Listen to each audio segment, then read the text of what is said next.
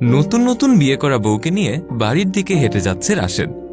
রাস্তায় তখনই তার কয়েকজন বন্ধু তাকে দেখে জিজ্ঞেস করল, কিরে রাশেদ, চুপি চুপি বিয়ে করে ফেলাইলি? পুরানো বন্ধুদের তো একটু দাওয়াতও দিলি না। রাশেদ তখন উত্তরে বলে, আরে দোস্ত, আসলে হুট করেই পারিবারিকভাবে বিয়েটা হয়েছে। আচ্ছা রে, একটু তাড়া আছে, আসি আজকে। রাশেদ এই কথা বলে কেমন যেন এড়িয়ে গেল তাদের। রাশেদ চলে যাওয়ার পর এক বন্ধু তখন আরেক বন্ধুকে বলতে থাকে, কিরে, ওই মিশা কথা কইল কেন? আমরা তো দেখলাম ওর বিয়া বেশ ধুমধাম করেই হইল। তখন আরেকজন বলে উঠে, আরে ধুর ছাড় তো, হয়তো ভুলা গেছে। বাড়িতে যাবার পর রাশেদকে তার বউ সাবিনা বলছিল, আচ্ছা, রাস্তায় যাদের সাথে দেখা হলো ওরা কি তোমার বন্ধু নাকি? আরে কি বলো, এরা কি আমার বন্ধু হতে পারে? একই পাড়ায় থাকি, ছোটবেলায় একসাথে ক্রিকেট খেলেছি, আর তাতে কি বন্ধু হয়ে যায় নাকি? তখন বউ বলে, হ্যাঁ হ্যাঁ, আমিও ঠিক তাই ভেবেছিলাম। এরকম পোশাক আশাকের ছেলেরা তোমার বন্ধু হতেই পারে না। আসলে রাশেদ এখন একটা ভালো চাকরি করে, তাই তার আশেপাশের মানুষ আর বন্ধু বান্ধবও পরিবর্তন হয়েছে। এলাকার ছেলেদের এখন সে অনেকটাই এড়িয়ে চলে, কিন্তু তারা কিন্তু সবসময় রাশেদ এবং তার পরিবারের খোঁজ খবর নেয়। একদিন সাবিনা একা বাজার থেকে ফিরছিল, তার হাতে দুটো ভারী ব্যাগ। হেঁটে যেতে তার বেশ কষ্টই হচ্ছিল। এমন সময় রাস্তায় রাশেদের এলাকার বন্ধু অনেক দাঁড়িয়েছিল। সাবিনাকে দেখে অনেক এগিয়ে আসে আর বলতে থাকে, ভাবি, ব্যাগগুলো আমারে দেন, আমি উপরে দিয়ে আসতেছি। সাবিনার কাছ থেকে ব্যাগটা নিয়ে তখন অনেক তার বাসা পর্যন্ত পৌঁছে দেয়। কিন্তু বাসায় বসতে বলা তো দূরে থাক, সামান্য ধন্যবাদটুকুও দেয় না সাবিনা। অনেকটাই তার মুখের উপর দরজা আটকিয়ে দেয়। অনেক আশা করেছিল হয়তো তাদের নতুন ভাবি তাদের একটু আপ্যায়ন করবে, কিন্তু এরকম আচরণে সে একটু কষ্টই পায়। এরপর একদিন অনিক আর রবিন রাশেদের বাসার সামনে দিয়ে হেঁটে যাওয়ার সময় দেখল বাড়ির সামনে কিসের জন্য রান্নাবান্না হচ্ছে। অনেক লোকজন আসা যাওয়াও করছে। সে তখন একজনকে জিজ্ঞেস করল, ভাই, এই বাড়িতে কি কোনো অনুষ্ঠান আছে নাকি? আরে হ্যাঁ, রাশেদ ওর ইউনিভার্সিটি আর কলেজের বন্ধুদের দাওয়াত করে খাওয়াচ্ছে, এই জন্য এসব আয়োজন আর কি। কথাটা শুনে দুজনের মনেই বেশ আঘাত লাগে। ওরা চলে আসে সেখান থেকে, বুঝতে পারে রাশেদ কেন তাদের এড়িয়ে চলছে। আসল কারণটা হচ্ছে তারা উচ্চশিক্ষিত নয়, তাই তাদের সাথে মেলামেশা এখন আর রাশেদের মানাই না। তারা ভালো চাকরি করে না, রাস্তায় রাস্তায় ঘুরে বেড়ায়, চায়ের দোকানে আড্ডা দেয় সারাক্ষণ।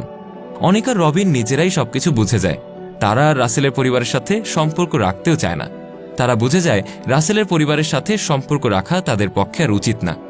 এভাবেই আসলে দিন কেটে যেতে থাকে। তারাও এখন এড়িয়ে চলে। রাশেদের পরিবারকে দেখলে তারা এখন অন্য দিকে চলে যায়। এভাবেই বেশ কিছুদিন পর তারা জানতে পারে রাশেদের বউ গর্ভবতী, বাচ্চা হওয়ার সময় হয়ে এসেছে। তারা আসলে মনে মনে বেশ খুশি হয়ে যায়, ভাবতে থাকে উপহার নিয়ে যাবে নাকি।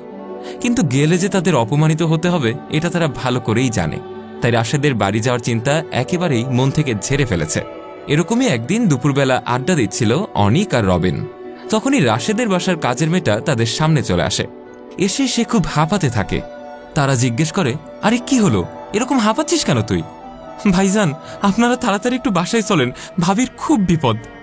ভাইজান তো বাসায় নাই, আর উনি ফোনটাও ধরতেছে না। এদিকে ভাবির অনেক ব্যথা উঠছে ভাই, আমি একলা একলা কি করুম কিছুই বুঝে উঠতে পারতেছি না। তখনই তারা দুজন কাজের মেয়েটাকে আশ্বস্ত করে। তারা বলে তারা থাকতে রাশেদের বউয়ের কোনো সমস্যাই হবে না।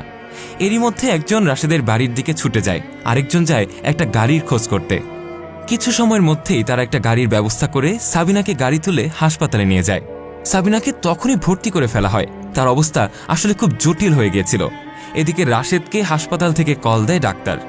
সবকিছু শেষ করে অনিক আর রবিন হাসপাতাল থেকে বেরিয়ে চলে আসে, কারণ তারা ভাবে রাশেদ ওদেরকে ওখানে দেখলে হয়তো তাদেরকে আবারও অপমান করতে পারে। তাই তারা হাসপাতাল থেকে বেরিয়ে সেখানেই আশেপাশে ঘুরঘুর করছিল। এদিকে রাশেদ হাসপাতালে এসে শোনে তার স্ত্রীকে অপারেশন থিয়েটারে রাখা হয়েছে। বেশ চিন্তিত হয়ে পড়ে সে। তাদের প্রথম সন্তান, অথচ এত দেরি করে আসলো সে। তখনই রাশেদের মাথায় একটা চিন্তা আসে, আরে আমার বউকে হাসপাতালে আনলো কারা? রাশেদ তখন ডাক্তারের কাছে সাবিনার খোঁজ নিতে গেলে তিনি বলেন, এখন আল্লাহর রহমতে আপনার স্ত্রীর জটিলতা কমেছে, কিন্তু সঠিক সময় হাসপাতালে না এনে যদি তারা নিজেরা বাড়িতে চেষ্টা করতেন তাহলে হয়তো অনেক বড় ক্ষতি হয়ে যেত। আচ্ছা স্যার, আমার স্ত্রীকে হাসপাতালে এনেছে কে? আসলে আমি তো এ সময় অফিসে থাকি, বাড়ি থেকে কোনো ফোনও আসেনি আমার কাছে। আপনার ফোনটা পেয়ে আমি এখানে ছুটে এসেছি। ডাক্তার তখন বলল, আমি তো তাদের চিনি না, তবে দুজন আপনার বয়সী ছেলেই ছিল। দেখুন, এই যে ফর্মে একজন সাইন করেছে, অনিক নামের একজন। তবে তারা শুধু আপনার স্ত্রীকে হাসপাতালে আনেইনি, তাদের মধ্যে একজন আপনার স্ত্রীকে রক্তও দিয়েছে। আর এরকম একটা অবস্থায় আপনার স্ত্রীর গ্রুপের রক্ত পাওয়া আসলে খুব কঠিন ছিল। আমাদের পক্ষে সেটা প্রায় অসম্ভব ছিল বললেই চলে। এদিক থেকে আপনার স্ত্রী কিন্তু বেশ ভাগ্যবান যে আপনাদের এরকম বন্ধু আছে। ডাক্তারের কথা শুনে রাশেদ আর একটু অপেক্ষা করে না। তার আর বুঝতে বাকি রইল না কারা তার স্ত্রীকে হাসপাতালে এনেছে।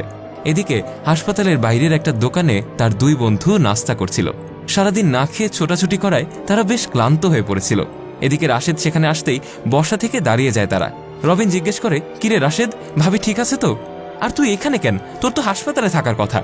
রাশেদ তখন আর কোনো কথা না বলে অনিক আর রবিনকে জড়িয়ে ধরে। তারপর কাঁদতে কাঁদতে বলে, বন্ধু, তোরা আমারে মাফ করে দিস বন্ধু। আমি আসলে এই ক্ষণিকের উচ্চ জীবনযাপনের মোহে পইরা তো করে এতদিন এড়ায় চলছি। আমি ভুলাই গেছিলাম, ছোটবেলায় তো আমরা সবাই ভাই ভাইয়ের মতো থাকতাম।